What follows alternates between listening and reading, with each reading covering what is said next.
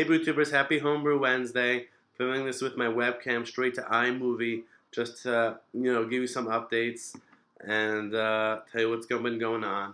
So first of all, this is going to be my last Homebrew Wednesday for a few weeks because Passover's coming up from the April 3rd to the 11th, and in lieu of that, I won't be brewing anything until after the 11th of next month. So the last brew, which I'll give you a tasting of in a minute, which I just kegged, that I brewed was, of course, the Founder's Porter clone. So this is the gravity sample plus a little extra when I couldn't I couldn't get the siphon to start again after I pinched it to try to fill the bottle towards the end. For updates, I hope you guys saw the highlight reel style brew day video that I did from last week's brew day at Rockaway Brewing Company with the Brewminaries and bitter and esters. I hope you like that, and in the future I'm going to use the skills I quickly gained from editing that down for my future brew days, which might not be 2.5-minute videos, but they'll be hopefully more concise and to the point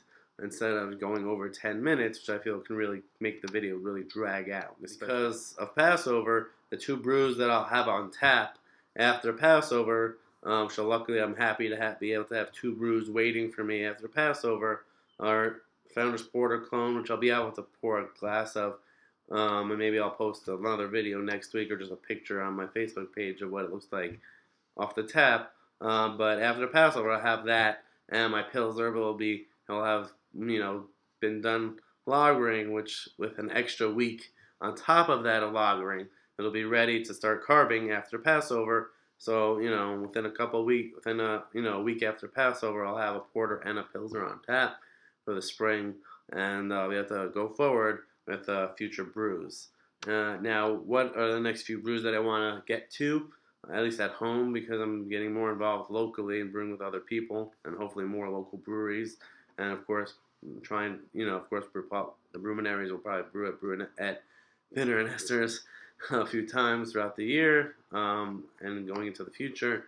But in terms of my brewing, as I said, the next three beers are gonna be probably, I don't know, not in no specific order. Will be an IPA with at least 3 or 4 newer hop varieties that I've never tried before, most of which are new to the market. A Hefeweizen, just because I love the style and I haven't been drinking them the past couple of years that much, and a Saison that, I dry hopped last year with Galaxy. I want to do it with Sriracha Ace this time because I just love that hop in Saisons, especially after, drinking so much of Brooklyn Sriracha Ace Saison. So that should be cool. So with that, you might be thinking, what about the SJ Pour Challenge? Unfortunately, I don't think I'm going to be able to do it this year, just because, because of my involvement with local clubs, especially the Brewminaries, which are just getting started, and I'm one of the officers and the treasurer. I just don't want to get wrapped up in all the stuff that has to do with the challenge of brewing a special beer, shipping it out, getting the beers back, and making sure I rate them in a timely manner. I don't think it's fair to you guys for me to not be able to fully commit to sharing my experiences of the challenge with you, when I'm not sure even if myself am prepared to do so.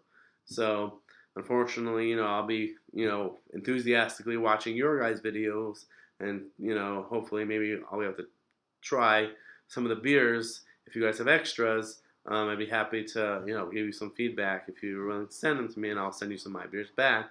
But just to be part of the challenge just doesn't really isn't gonna work for me this year. Maybe next year, but definitely not this year. And if I change my mind, of course, I'll let you know.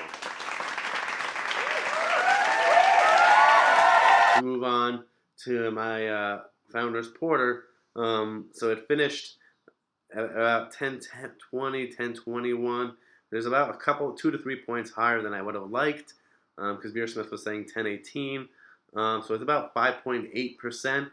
And Founder's Porter 6.5, but but going into the warmer weather, I don't need to have a 6.5% porter on tap. I can have an easier drinking 5.8, 6% beer on tap and be just as happy without having that extra percentage of alcohol on top of it. So In terms of color, it's hard to see in this light, and it's still a little cloudy, but it's like a medium to dark brown, as I said last time.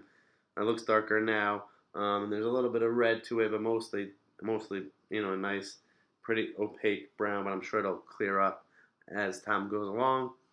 And the aroma to me smells like a less roasty Founder's Porter. It has like a very similar roasted character, a little bit of like burnt, like when you make brownies, if you like the edges get burnt and you taste that. So it has a little bit of that, a little bit of like roasty, hoppy bitterness in the aroma, a little bit of chocolate.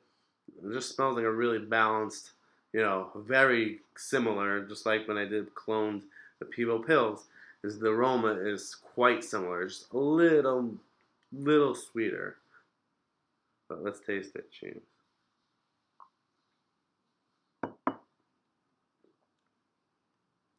Yeah. So the taste follows the aroma really well. The roastiness kind of settling up front and then drying out in the palate. So you're ready for the next sip. And it might be a little dry for me, but it's warm and not carbonated, so that's probably why.